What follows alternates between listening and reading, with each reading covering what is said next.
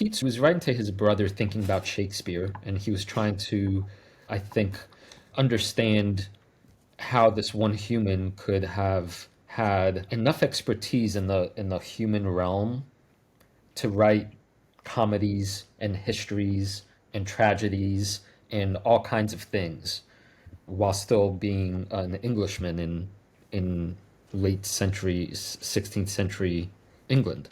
So here's what he writes to his brother.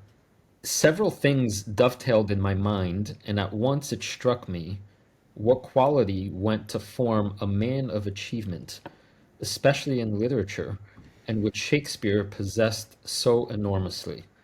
I mean negative capability. That is, when a man is capable of being in uncertainties, mysteries, doubts, without any irritable reaching after fact and reason. And then he continues to show Coleridge as an example of somebody that would want something like the truth and how he would be uncomfortable with staying in a more uncertain place. And so I introduced this concept to my students, and I think they get it theoretically. I mean, it's not that hard to understand. But the phrasing itself is a little, it's an unusual phrase, right? Negative capability. And so one way of thinking about this is that during this time that Keats was writing, science, or this scientific endeavor, was burgeoning and developing into a new thing. And there's a movement, the positivism school, and positivism, loosely, lightly, non-scholarly defined, is it's a way of thinking that intuits that there things like reason and logic are the way, and anything that is alternate to empirical evidence is problematic and ought to be questioned. And I think that's kind of what Keats is getting at, that this positive and negative, right? There's the positive, I need to know way of living in the world. And then there's this more negative, so to speak, alternate space where things don't make sense. Things are multiple. Things are uncomfortable.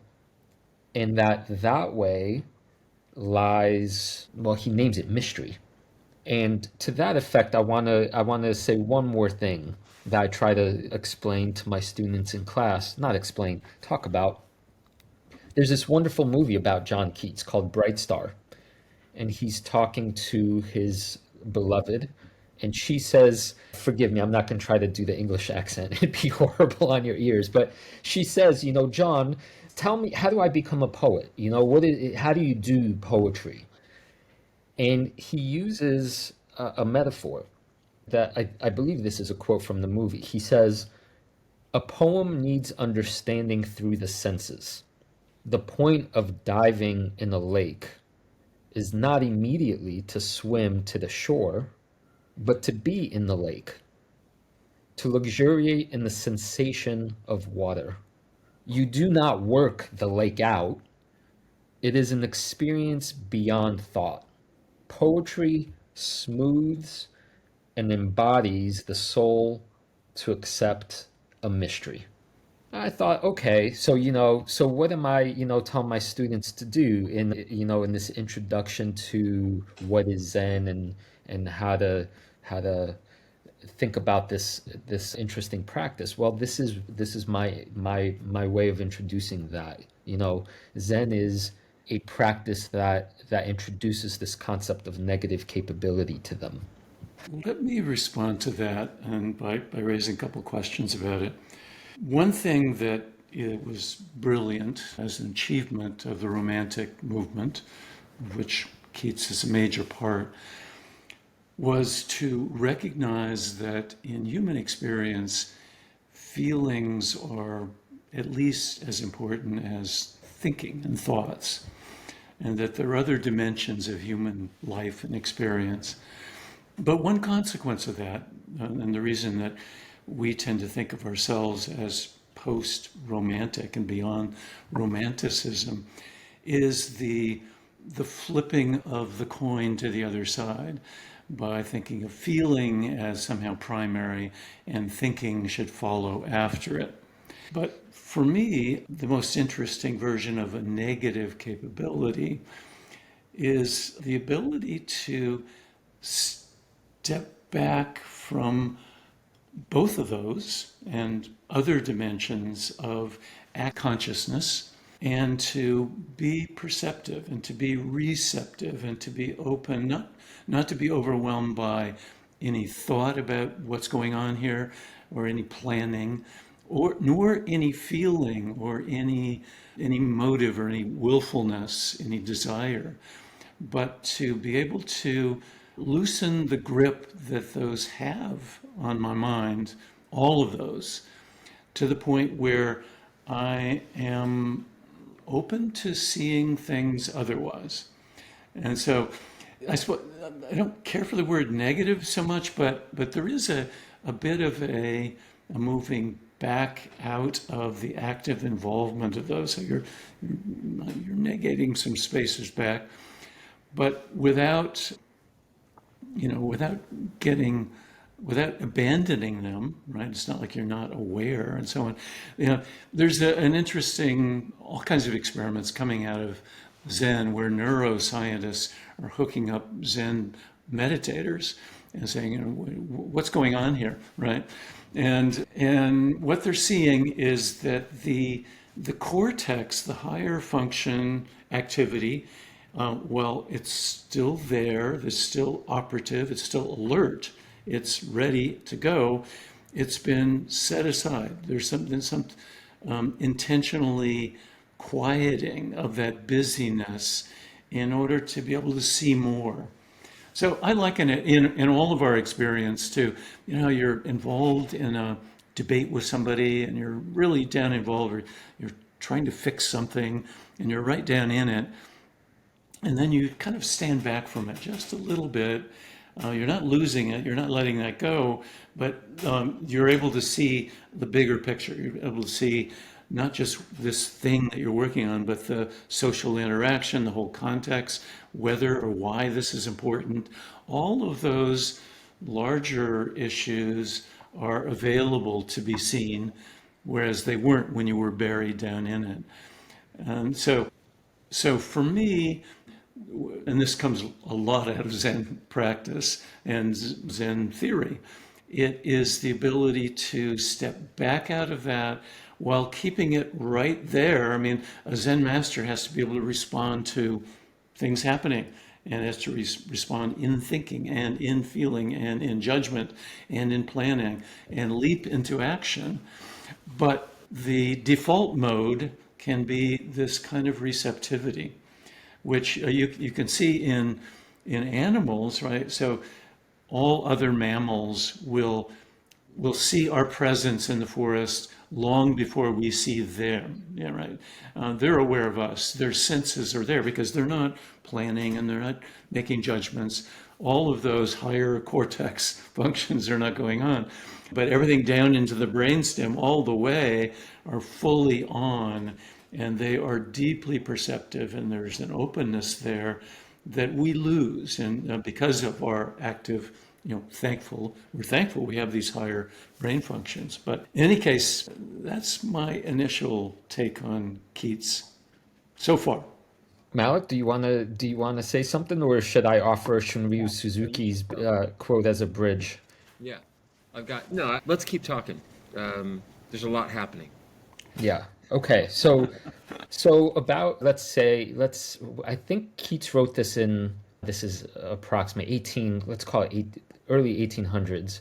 So about 150 years later, a Zen teacher arrives in the United States, Shunryu Suzuki, and he's teaching these lawless Americans, these flower children Americans, about a tradition very different from their own.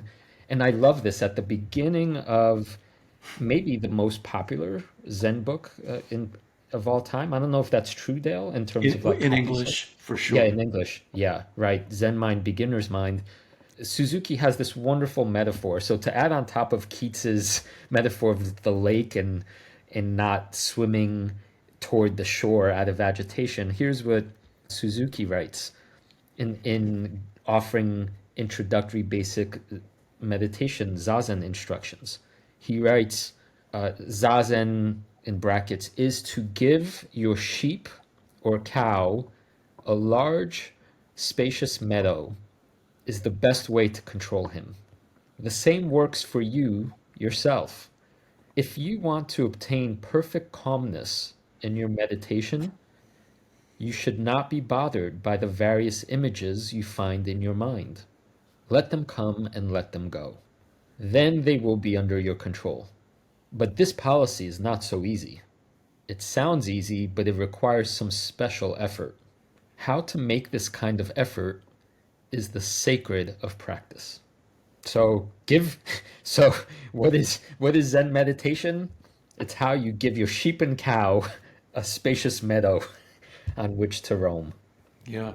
And doing that, he says, is let your thoughts come and let them go.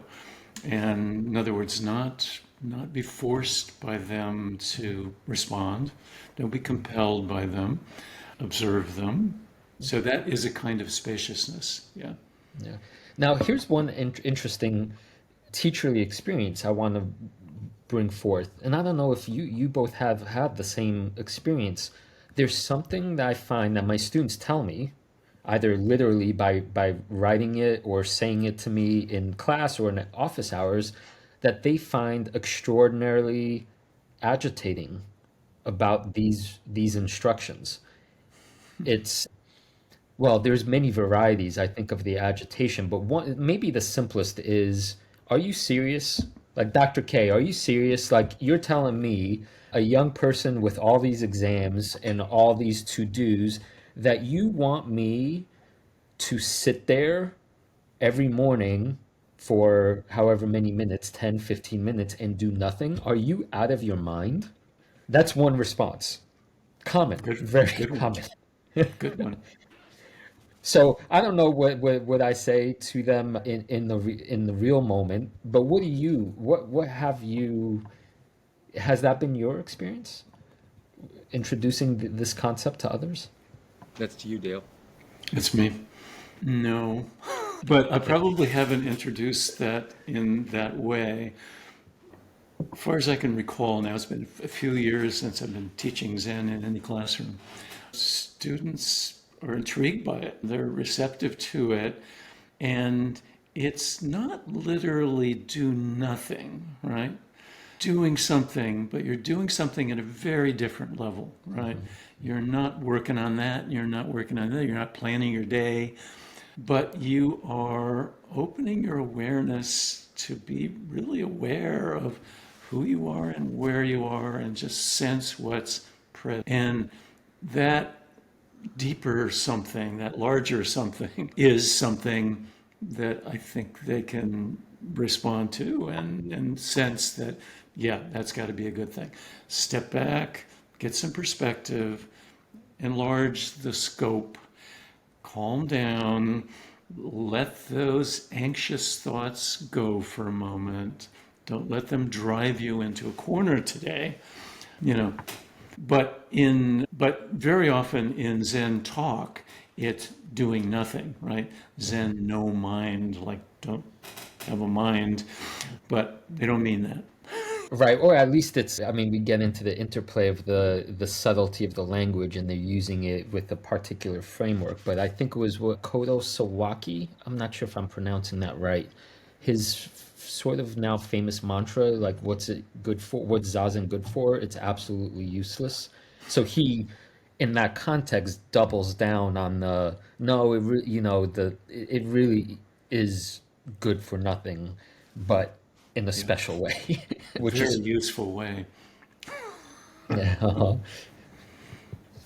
I was going to point back to you, Malek. So go either that or, we have this Nietzsche passage that I think addresses this quite beautifully. You want to do that or whatever you're about to do? Yeah, yes, I think I've got it here in an easy access. I should. There it is. I can So, read it. Okay. yeah, I've got it right in front of me. So it's from Twilight of the Idols, and it's from a chapter called "What the Germans Lack." I always just think that's funny, the amount he hates Germans.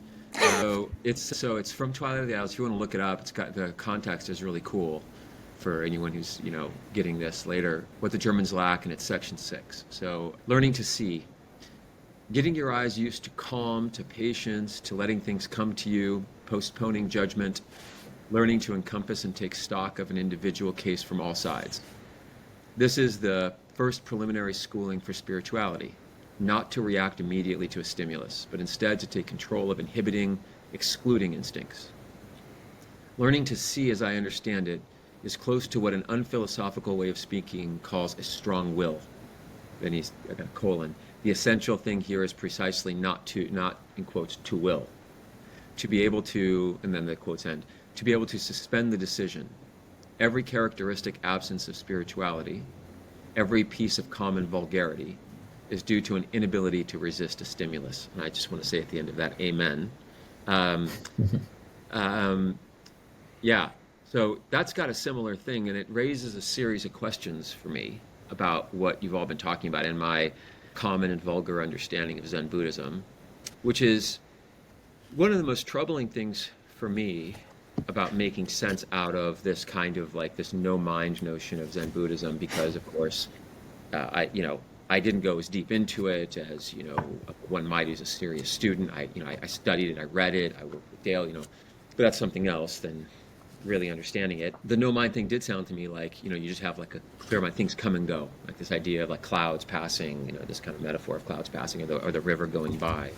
And I think here in Nietzsche is why, and this might just be a problem, Western metaphysics and its legacy here, because for me that doesn't really make sense to me, because I believe that I have been conditioned to think that all conscious, all thinking, being aware, being conscious, is directional or is aimed at something, And so like there's it has an intention. Like all conscious has a kind of intention. All states of conscious have an intention, and so reading that in Nietzsche helps me understand the Zen a little bit more.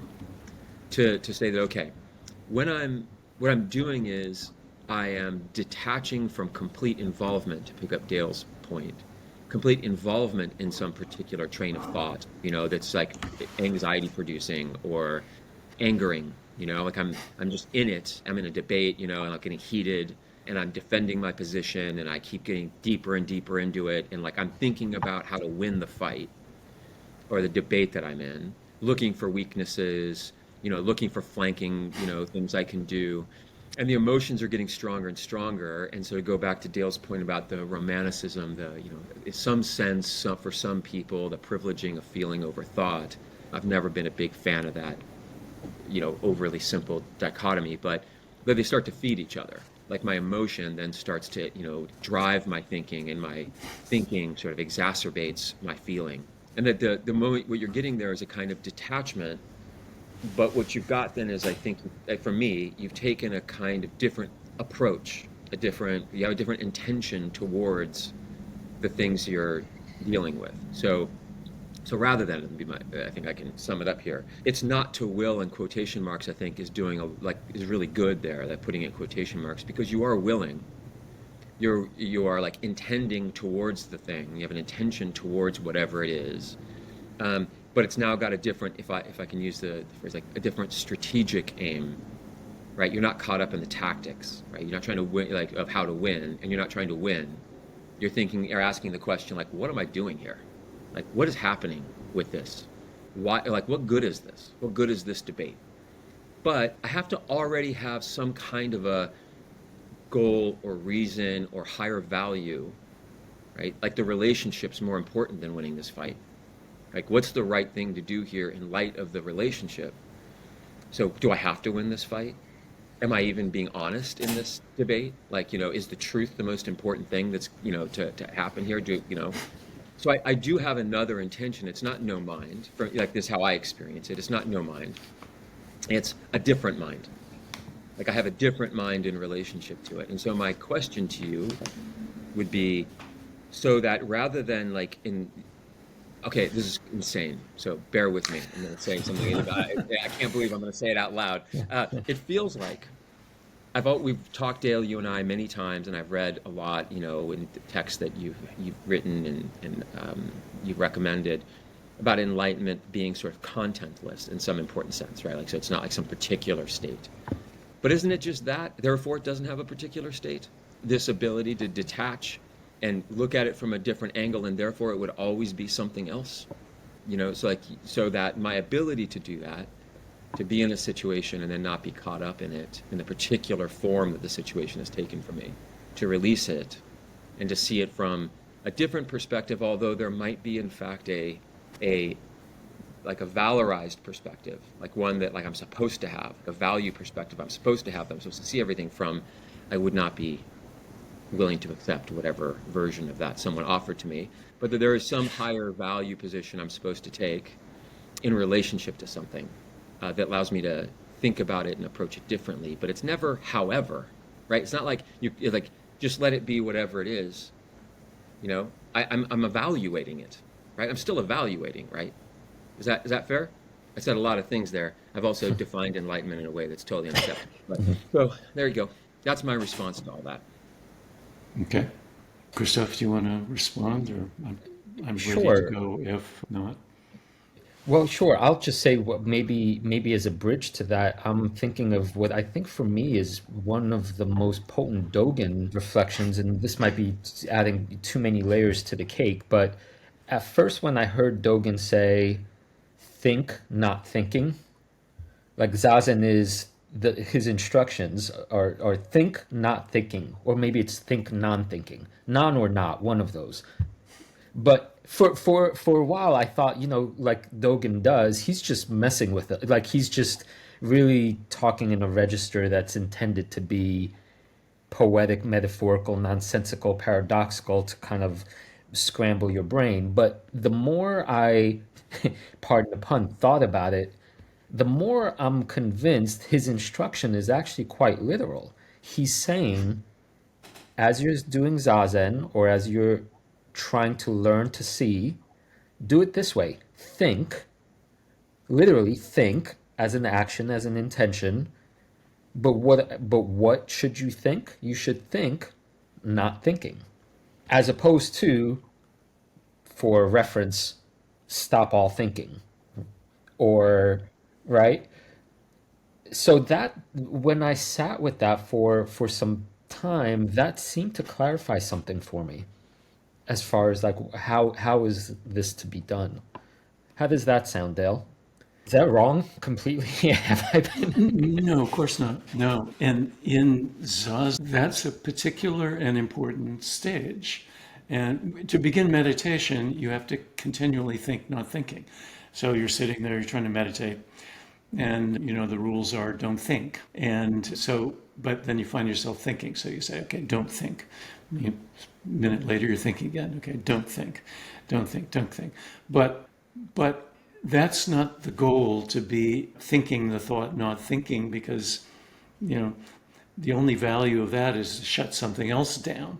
That Dogen has another stage which gets translated various ways without thinking, but I prefer one that I made up, which is pre-thought. That there is a cognitive state that is deeply aware, that's down beneath the activity of thinking. You've still got all those thoughts you've had and you've engaged in, but you're in a default mood, a mode down beneath that in a deeper sense.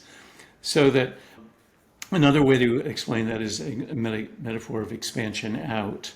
That is, whether the deeper down in the description Malek gave, wonderful description of being involved in an argument, and you find yourself, the anger is building, the anxiety is building, and somehow you step back out of that, right? You get enough negative capability to push that away for just a minute, and you ask yourself these really important questions, all of which are more important than what's driving you in the debate. And so, Malik, when you say, well, I'm not sure, these are different, but maybe there is a value judgment we placed on it. Yeah, there is. And I think everybody listening, all of us, including you, saw that the latter mode of being able to see this whole thing and ask yourself and understand that my arguing here may not have a point, or I may be doing something that I ought not to be doing. There might be a greater value at stake. So what you've done is to grow the perspective on it. You've still got the argument, you know all your debating points, and you'll use those or not use those in accordance with the judgment you're giving from this higher point of view. So you've taken a more comprehensive perspective. You've enlarged what you're able to see. And in the Nietzsche passage, I think that's what's going on, where he says, learning to see is learning not to focus on the first thing you see, learning not to have your first emotional or thinking response to that. Learning to, okay, that one comes, that one goes, I'm waiting for another one. Just be patient, he says. Let things come to you. Don't leap in. Have the capacity to sit back and take it all in so that maybe more will come to you that will shed light on what you're talking about. And I think although Nietzsche's word is learning to see, it's a metaphor for understanding. So getting your eyes used to calm patience, getting your mind used to calm patience. As you go further in that quote, it applies to seeing for sure, actually looking at things with your eyes, but it applies to everything else. And what he's really talking about is a mental capacity not to leap with your first impulse. So he says that all common vulgarity is the inability to resist a stimulus. So everything that we're doing and engaged in creates a stimulus. Sometimes it's so strong we're just immediately taken by it.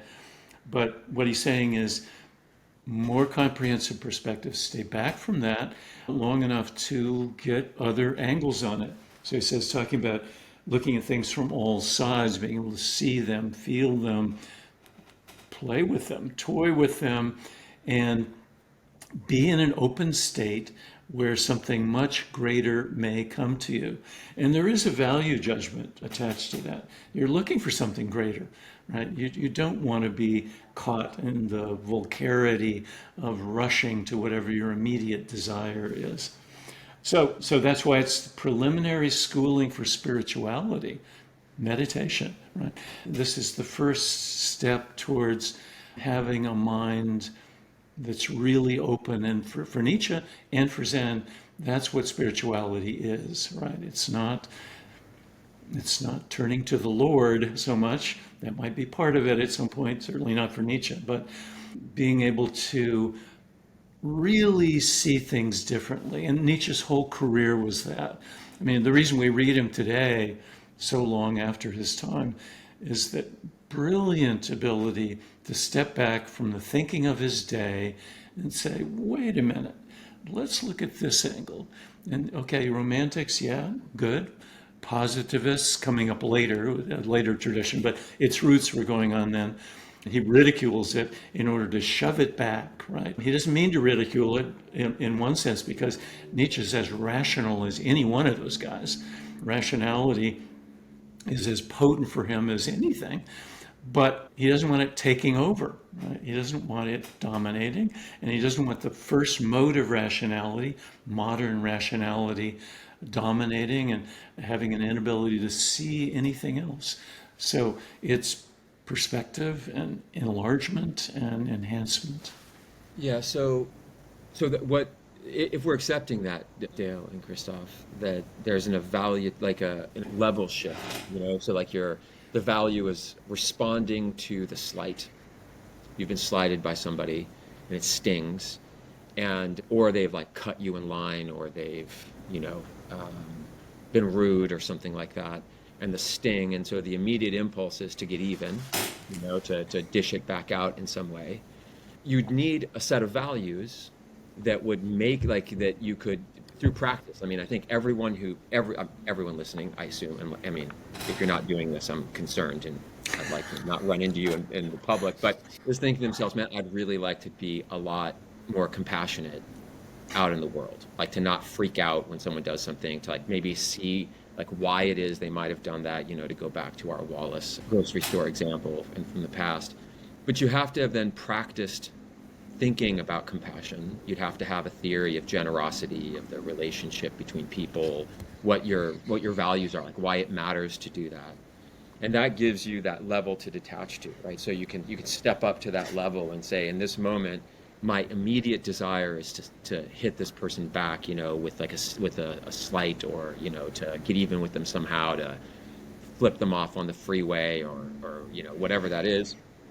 It's really hard. Like, so first, the great moment in that Nietzsche text for me is like that common vulgarity, whatever. Like, I would say just a lack of manners in a weird way, is the inability to resist that initial stimulus. Like, you must, like, it's like a very crude, crass need to release a feeling.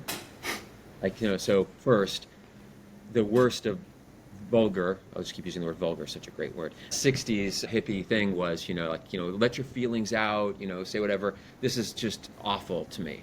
No one wants to know about your initial feelings, don't, like, just someone made you mad, you say you're mad, you want this, you have that, the hedonism of that. It's a kind of anti-hedonism, I think, the pure pleasure of a release of an impulse. I love that about Nietzsche, as in terms of, like, sort of civilizing or mannering yourself in some way, controlling yourself in some way. But always from some, like, really deep reflection about why. You have to, you have to have a theory about what matters and why, And so that's the first thing I would say. And then to talk, if that's okay. So if we accept that idea, that the sort of step up and the step out, or the going down, is in part making that distinction, and then tempering your response and transforming your response by being able to be in a different state of mind about it. Well, then the move to, sort of a monotheistic or, 12-step turning to God makes sense, because it's a way to get out of your own head, your own desires, like what you're stuck in, the pattern that you're stuck in, and see it from a different point of view, from a cosmic point of view, from the point of view of all of creation, from the point of view of salvation, from the point of view of, the nature of being human, in terms of sinfulness or something like that. That it's like, it's a very nice, very powerful technique to get you to step up to a higher level of values, and to sort of abandon your individual impulsive needs, which of course we all have a hard time with, which is why we have all these things. Is that right? So this is what's always troubled me about the way popularly I run into Zen meditation, is that, of course, when I read about it, when I read The Six Perfections by Dale Wright, I'm like, these are all excellent values and excellent ways of conceiving of the world. And that's why I would detach. That's why I would do it. I would do it because these values are important, and they allow me to live in a way that's less full of strife, and it creates less strife for people around me. So I have to even have that kind of meta value, if that makes sense to you. So if we accept all that, then I have one last point, one last thing, which is, okay, there's all that kind of like shifts of intentional consciousness, like what you were intending. But I do have that state of, what would you call it, pre-thought, Dale? And it happens almost entirely, like, when I am, for today, like for things I do today, running. And I'm just counting steps or breaths or something like that. And I actually do this in order to solve problems, which is, I will just go on like the longest run my decrepit body is capable of, and just like let things simmer. Or the other one is sleep. Like, there's like the old cliche, let's sleep on it.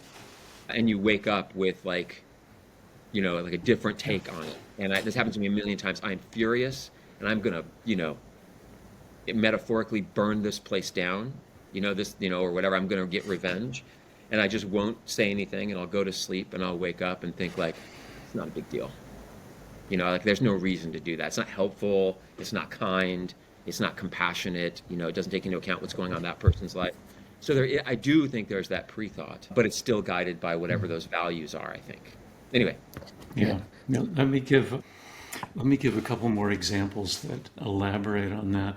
Let's take a musician. Let's take a jazz musician, and then an athlete. So running, good example of it.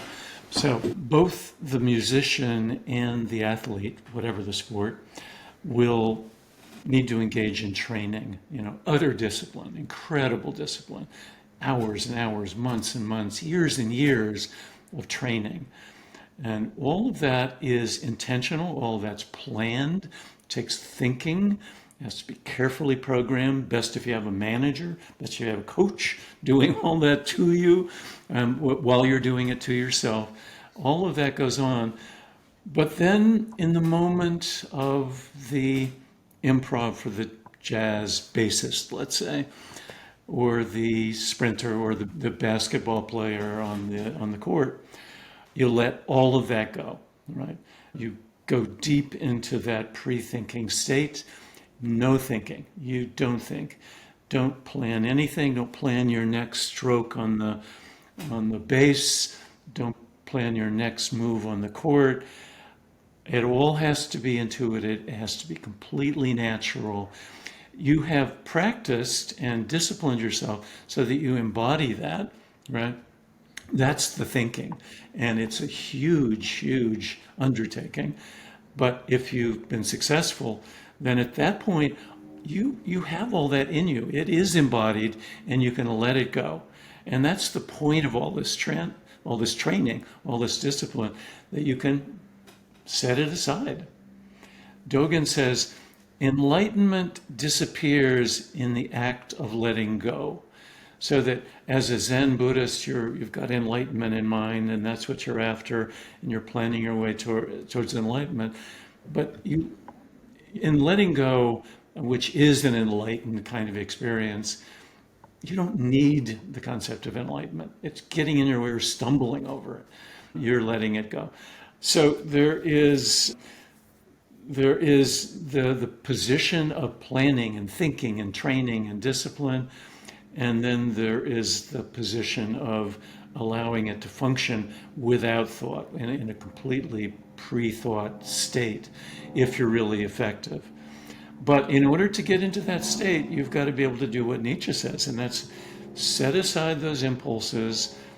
Don't allow yourself to jump to the first conclusion, right? You're a physicist doing an experiment. You've got your thesis, and you're trying to prove it, but all of your efforts to prove it may be blocking your ability to see something way bigger, much larger, much more encompassing. So your ability to let it be mysterious, let it be just what it is, and keep looking, look at from this angle and that angle. That's the way you get to brilliant sort of Einsteinian insights.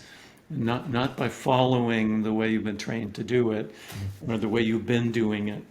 So that's an add-on, Malek, to your excellent points there.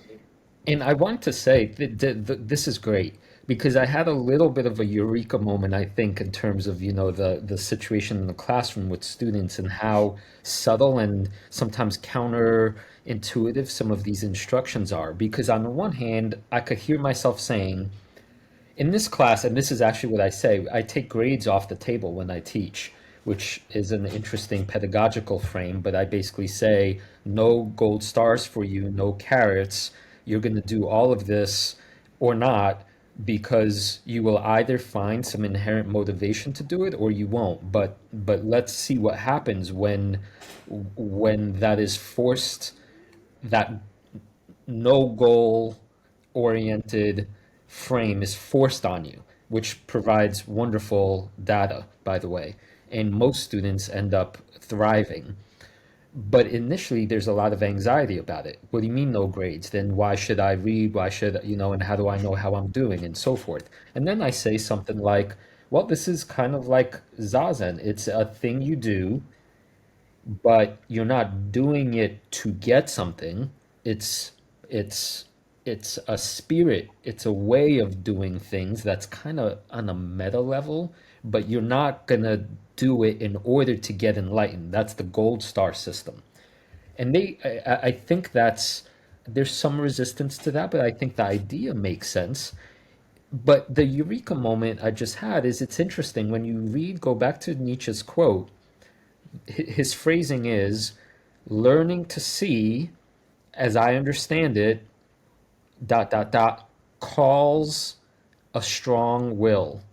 In other words, to me, that in order to have a goalless practice, it actually does require something that I to myself think, oh, having a strong will that requires like a A goal. a goal and a deliberate strong will is not, he's not mincing words. So there's a I could see why it's confusing. Yeah. I have a strong will, but the strong will is toward not having a goal. Yeah, Okay. or you could say, call it negative capability. Your strong will is to hold back your instincts to jump ahead. Yeah, Yeah. So the things about Zen that have always been hardest for me, and Buddhism have always that form of Buddhism has always been hardest for me is um, the sense that you will, like, this is a dumb version, right? But you're going to quiet your mind, you're going to be open and senses coming and going, and then a thought will magically appear. Like, whatever, that the solution will magically appear, the nature of reality will magically appear, and so on. That's always been the most troubling and like frustrating part of that. And I think popularly, because I talk to people, I talk to my students, I talk to friends and so on, there is that sense that like they'll calm their mind and like a magic thought will appear, like, suddenly the world will make sense in some way. And that goes against all the other stuff I believe, which is going your physics example, Dale, you're trying to prove a particular thing, then it does close off, right? You're focused on, like, you're seeing the outcomes and the possibilities through that very tactical, sort of low, like, like close to the data, too close to the data, approach, so that, if you're not seeing the thing you expected, you can't see any other options that emerge. But the looking at it from this angle and that angle you're not free to have any angle. None of us are free to have just any old angle, like any possibility can't emerge. You remain in the possibilities that are there for you, like the cultural possibilities, the personal possibilities, the historical possibilities. So Einstein's capable of having thoughts, genius as that was, within the realm of the things that were possible. Like, he's putting together in a new way or something like that. And so like, I think this is why I think, for instance, I don't have open discussion in my Frosh class, like my first year classes, right? Which is all first years, and we're talking about a topic. I don't just come in and be like, so, here's the question, like, what's the answer to that question? They haven't read anything yet, especially something specialized. They have to have to read some things and so on. But of course, what I'm doing is I'm limiting what they can think, forcing them to think about it a certain way and limiting ways they might have thought about it. Let's put that aside as like the problem of pedagogy in this regard, like demanding creativity and openness and then funneling them into a thing where they're going to give answers that have already been given in some way. I feel terrible now. I'm going to have to abandon teaching. But to go the other way, which was the mysterious no mind thing always bothered me. I feel better about it in our conversation, thinking about it in this way.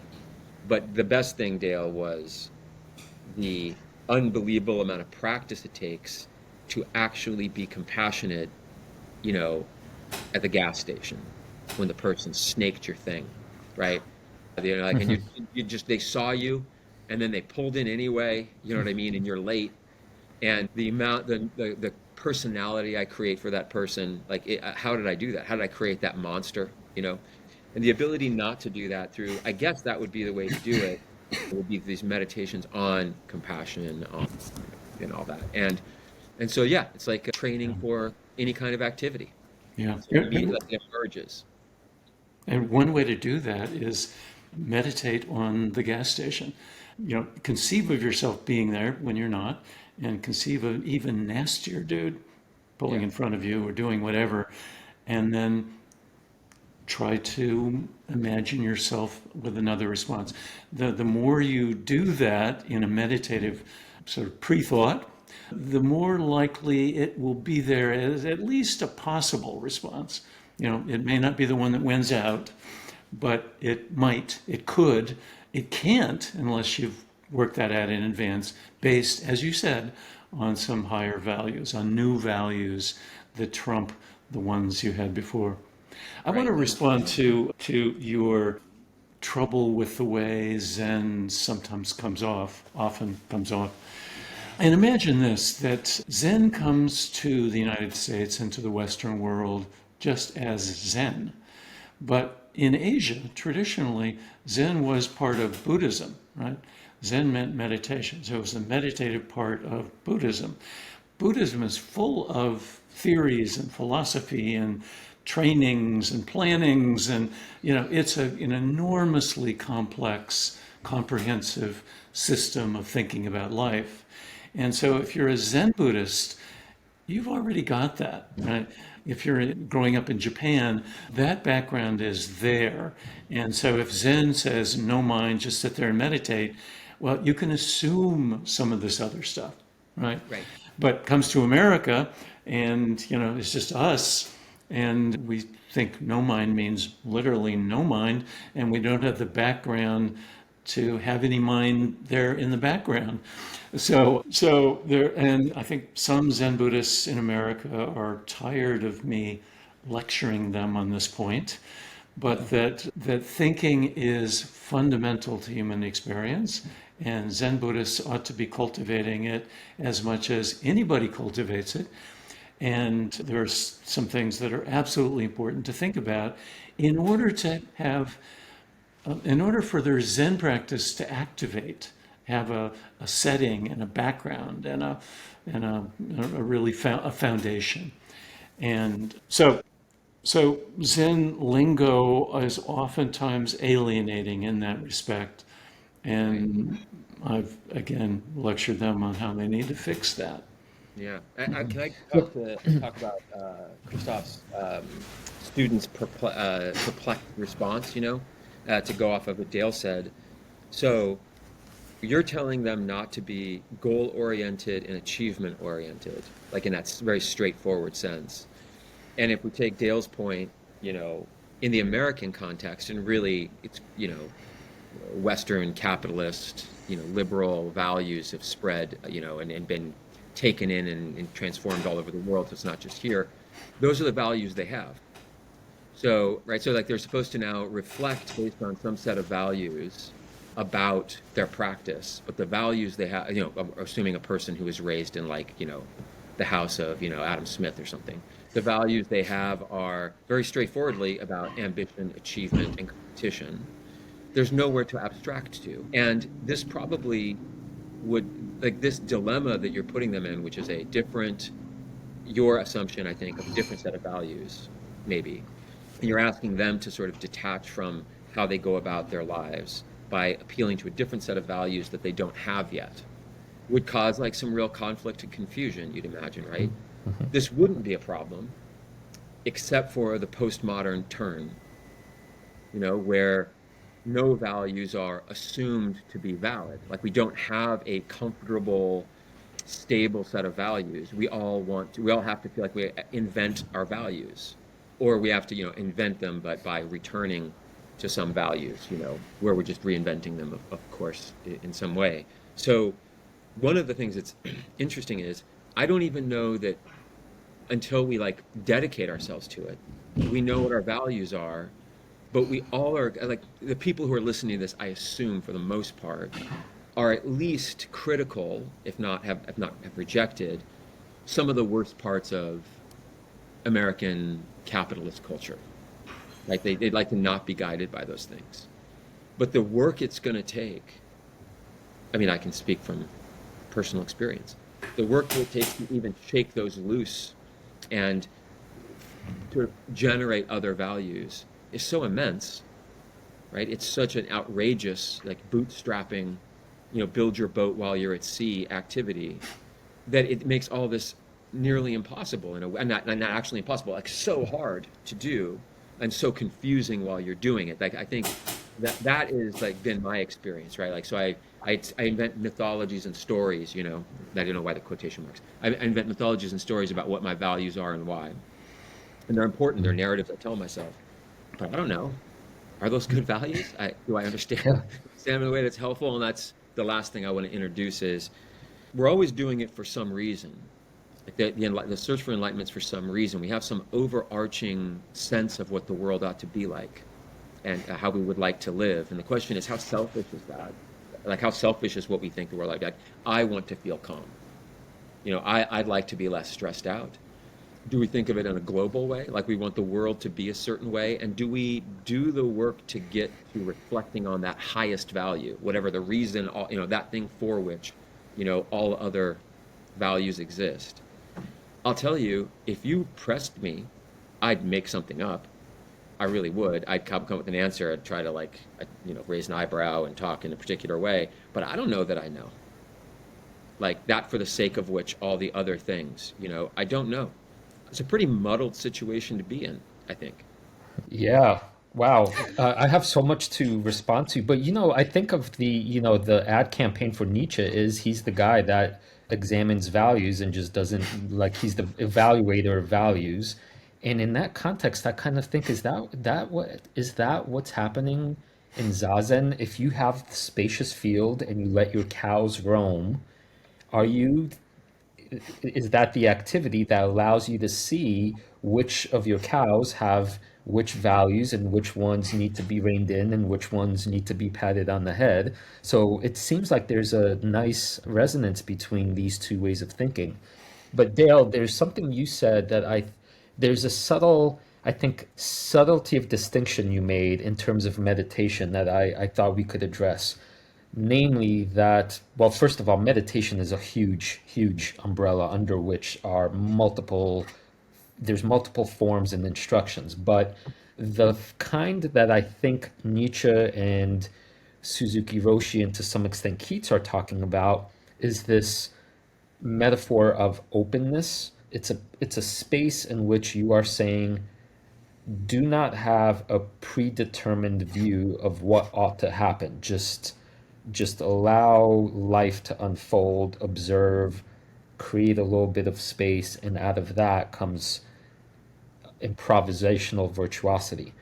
But there's also this instruction you talked about where if you're at the gas station and somebody steals your line, I think Dale, you said, well, it would also be useful to deliberately sit down and play that scenario in your mind like an athlete doing reps would, and do it again and again and again with the intention to, in a sense, get better at not punching the guy in the nose, right? Which is a little bit of an instrumentalist kind of instruction, right? You're doing this in order to be more restrained, more civilized, more mannered. And they're different, right? And I think the key here is you need to at least be aware that it's not one size fits all with this stuff. Yeah, so they're different practices with different purposes. Yeah, that's really right. And if you're always letting your cows roam, you're not going to be ready for many things, right? So that's something that has its place among other practices. And I'm going to, with regard to your really good points, Malek, that those higher values that we may or may not develop have traditionally, I'll say, at least in modern culture in America, been the function of higher education. Right? That's what you go to college to do. So the shift of college education towards occupational training and away from having an opportunity to question the values that you've gotten from home, punch the guy in the nose or, be compassionate or whatever, to think about all those, get more nuance, get more comprehensive perspective on that, get a deeper take on that. That learning that happens in liberal education is essential. Otherwise, we have a bunch of technicians running around with the only training and values that they have access to are childish ones with childish reasons. They may be good, be nice to your friends, or they may not be good. But if that's all we've got, we're in trouble, right? So that the development of higher values, higher and higher values, through openness of mind, ability to question your background as a Presbyterian or a Zen Buddhist or whatever, and to juxtapose that to other ways of looking at things, to be able to read Nietzsche and to be able to read all kinds of things. That training is going to be sadly lost if we keep moving in the direction we're moving at the level of universities. Okay, I'm gonna play a bit of, the devil's advocate here. Okay, so you wouldn't come to my class to find higher values. Like, I think they're built into, like, I have a certain things that I believe, but mostly what I do is what you said, Dale, which is to call into question dominant values. To get, I'm pushing people to aporias, like to like blockage points, like dead ends on the ways they think about what's good and why they think it's good. A classic, like, if you ever read like a Socrates dialogue and some guy's off to, go to the courthouse or whatever. And he's like, we're going to go do justice. I'm like, oh, that's great. What's justice? And then the guy just ends up like sitting on the ground, like there's a way in which that's a really important role in education, the calling into question the values that seem self-evident, right? But let me just say, I would come to your class to cultivate higher values. Okay. I do come to your class to cultivate higher values. And the best way to do that is by questioning the values you've got. You can't be in a vacuum. Oh, those are no good? Okay, no values. No. Yes, okay, that's right. That's fine. Yep. Okay, but the function of a liberal arts education, might be seen as to acculturate people, that is to instill values in them. And then you could think of a liberal arts college in particular as being a 4-year, now very expensive meditation practice where you develop certain instincts, certain kinds of reflexes and so on, in that Nietzsche quote way of like abandoning your initial instincts, your childish instincts, and developing new ones. But then what we're doing is we're training people to have certain values so they behave in certain ways, which I think is the critique from people who don't share the values that are being taught in higher education of what's happening in higher education. Like that it's actually an extremely effective value production machine. It's just that the values are not appreciated by a certain segment of our society. Yeah. That's what I'd say. So I think actually liberal arts colleges are extremely good at this. They're just becoming less and less about confronting our uncertainty about what the right values are. They went from tearing down obvious values, let's say in the 50s and 60s and early 70s, to now having decided that certain values are the right ones and imposing them, as they did before. There were certain values that the right ones, in the 20th century, early 20th century United States, universities and colleges were conservative in the traditional sense. They upheld very particular values, and those tended to be racist and patriarchal, and misogynist and homophobic and everything else. We dismantled those values and have new values that we're acculturating. So we went through a questioning phase and produced a higher form of values. So there's that. But the cows roaming metaphor that we're using in the field seems to me to posit a possibility of not having coded values in some sense, right? Like as though, and I'm taking Dale's point about being a Zen practitioner, let's say in 16th century or 12th century Japan, where there would be a set of values, and what you're trying to do is to look at your thoughts in a broad perspective from, with the lenses of certain values. Like you would have those Actually, values. Malek, if I may, because I think this is an important maybe response to what you're saying before you go on. Yeah. It's interesting, the full quote, or at least the full sentence that Suzuki says, right, is to give your sheep or cow a large spacious meadow is the best way to control him. And I think it's not, and I think what he's implying is it's not just let your cows roam, but because implied is there are some you want to control and others that, you gotta, Right. if you want to live through your values, then you're going to control these things via the spaciousness. It's not But it just assumes that spaciousness. there's a finite number of cows in a finite space, right? So like you have a set of values, and then you're trying to assess your values.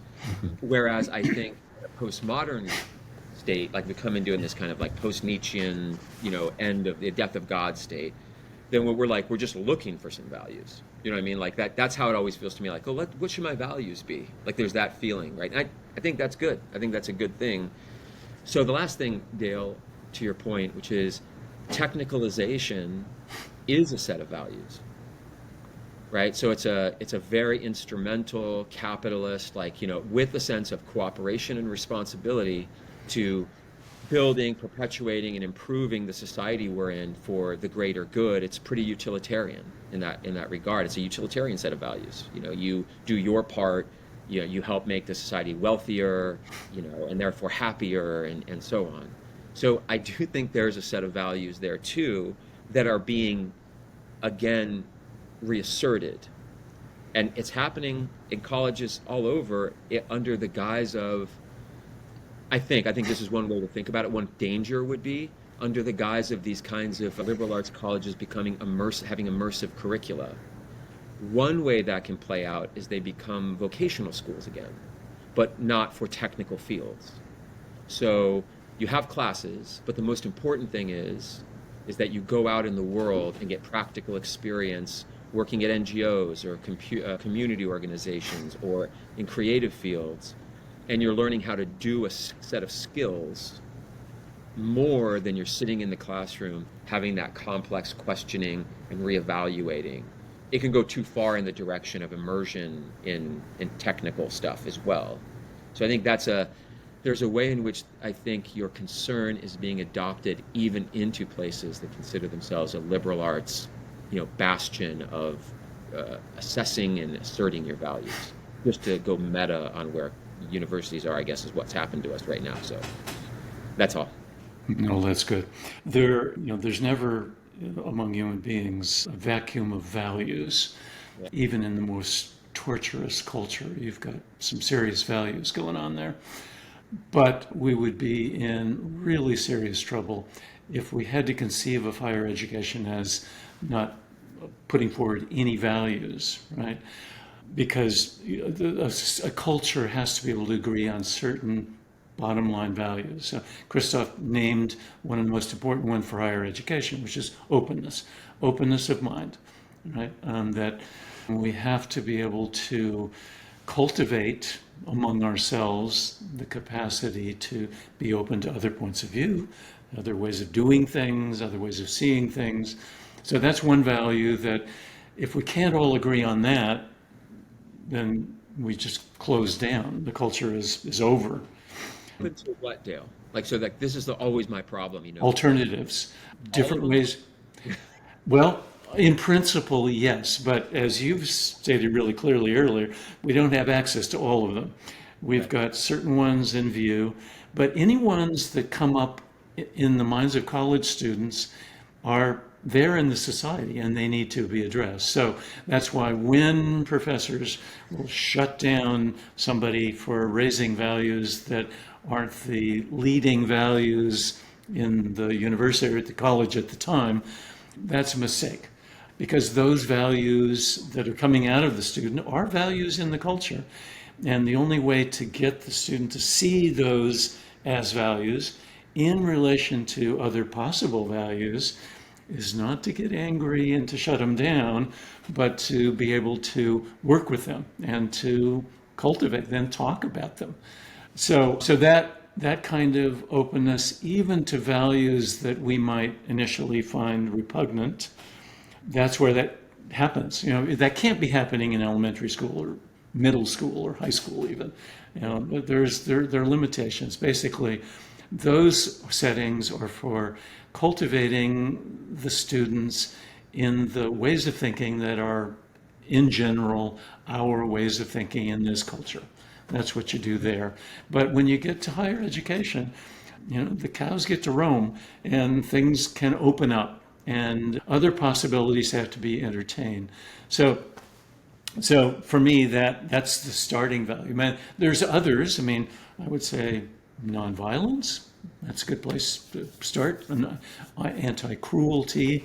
We can name lots of others that everyone is going to agree that kindness, at least in some contexts, is really important.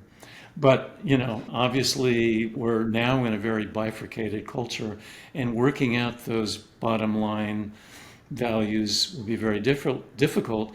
And chances are what will happen instead is different institutions will feature different values, and they already have, right?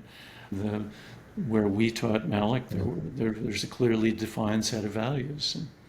And if you So don't, yeah. So I think pedagogically, this is what to make maybe take us full circle. This is the experiment that I run every semester with my gold stars and no gold star system. It's Malik, as you were saying, let's acknowledge up front that you guys are students in a university setting, and throughout your entire educational lives, you've been motivated by stars. You do something in order to get a high grade, in order to get to the advanced class, in order to get a certificate that lets you get a good job, to get promoted, to and on and on and on, right?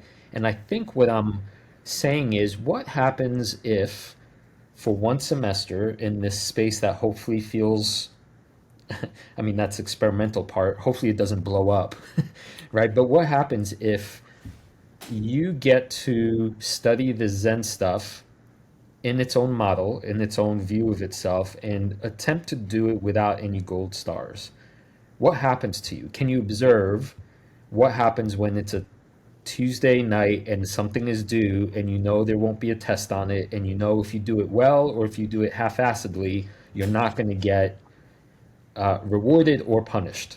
yeah, Like, you can what still happens? you can still plug that into our utilitarian thinking, right? So that there is a use for that exercise that you're offering them. There is a value to it, right? So that it's a different value than they held. It may just be to expand your mind, expand your horizon, enlarge your sense of self, which are very different than getting a job or doing this or that. So there's still, going back to the example where the Zen master says this is absolutely useless.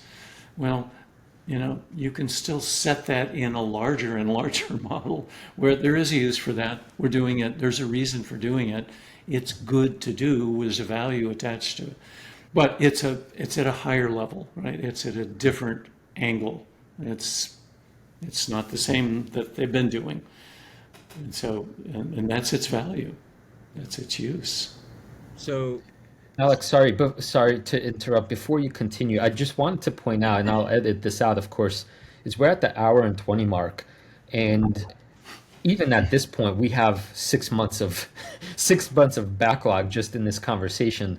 But we may wish to, because we could obviously keep expanding outward forever, it seems like. Malik, maybe consider a way to tie yeah, back in. Yeah.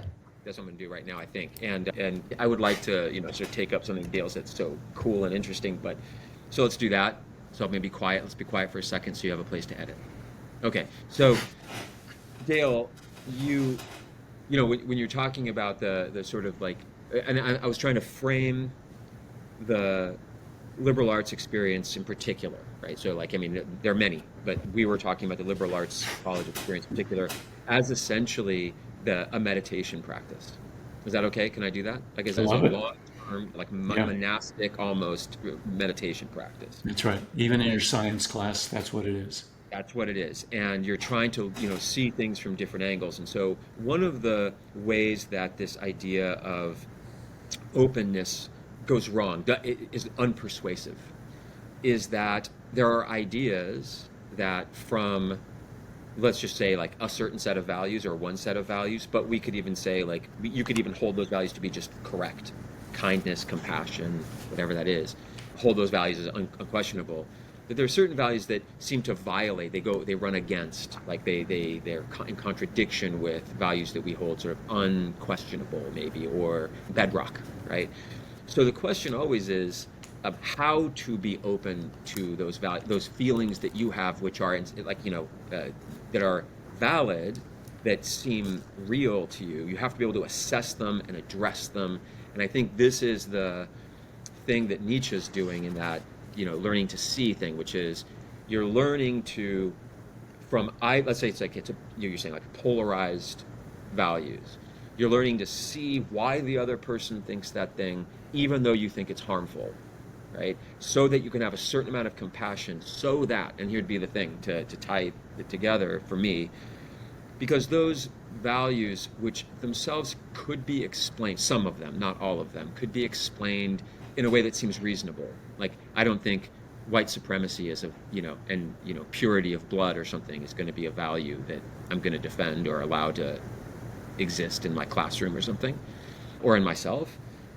So, and I have to deal with that, and I have to fight with that, but my values in general get hijacked by the constant stimulus from the outside.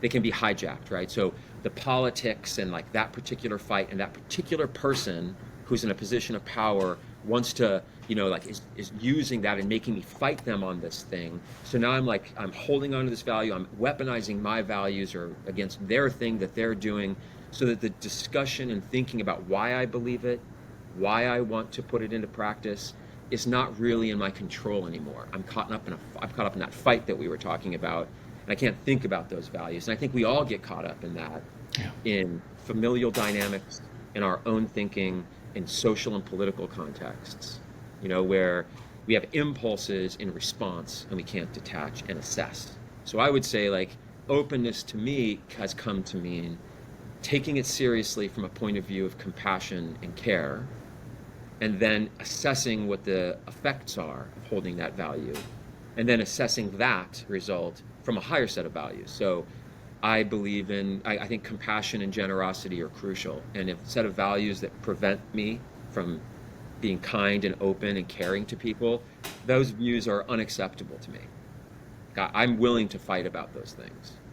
So I'm not open to everything, and I think I'm trying to pick up what you were saying, which is you're assessing, you're criticizing, you are not taking the first impulse. It's like that Nietzsche quote. You're looking at them in the space, so they don't control you. Like, you're letting them move around so you can see them, the cows in the pasture that's closed. So you got a better sense of what they are, so you understand what they are and what they do. That's a kind of openness that isn't just like you just have to take everyone seriously and like they have some violent, terrible views. You don't have to accept them. And I think sometimes this questioning and critique gets turned into acceptance, right? Right. And so, like, we have to accept other people's views. No, I don't. I don't have to accept my own views either. My views are nonsense. I got all kinds of terrible views that I need to assess. And I think that is important. And I think that ties together. It finally helps me get the Suzuki cows in a field metaphor, which is you want to look at them so you can understand them in that sense and control them, right? You want to understand how it all functions. And so now meditation makes sense to me, which is like that sense of detachment and then applying to them differently. I mean, there's nothing really magic about it. It just sounds like a lot of really, really hard work. That's what it sounds like to me. But I'm not sure I'm down for it. I'm gonna go mop or something. Yeah, well, in fact, you've been doing it for years, so you're already good at it. Your model of the classroom as a setting of meditation is right. I mean, you're working, every time you read, you're meditating. Every time you talk with us, you're meditating. So there's a sense in which we all do it, but then again, there are other modes of doing it that might be worth considering, and there are deeper ways to do the same ones. In any case, I like that expansion of the concept of meditation out to take in any mental training we're doing. That's what we're doing. Let's call it that. And so what we've heard today is a bunch of very serious, I think, metaphors or examples of what it means to have, in some sense, a goalless practice. What does it mean to swim in a lake without an irritable reaching for the shore, from Keats? We heard Suzuki Roshi say this goalless practice means watching your cows roam in the meadow in order to better control them. And we've heard Nietzsche say, if you really want to learn to see, you have to have this strong will that allows you to be calm and patient, non-reactive, and not to do things out of resentment or that first impulse. And these sort of are saying the same thing in very, very beautiful different ways. Yeah, and we'll come to this at some point, But maybe my favorite line that Dale picked up out of Nietzsche is this notion of the sovereign individual being this kind of enlightened individual where you're not being run by your impulses or by these like sort of impulses coming from the outside. And that kind of patience and meditation obviously is what we admire about enlightened people. They seem, like they're centered, right? Their values are in order or something like that. We always admire that in people. So Yeah. yeah. Yeah, values embodied somehow. They've been worked into their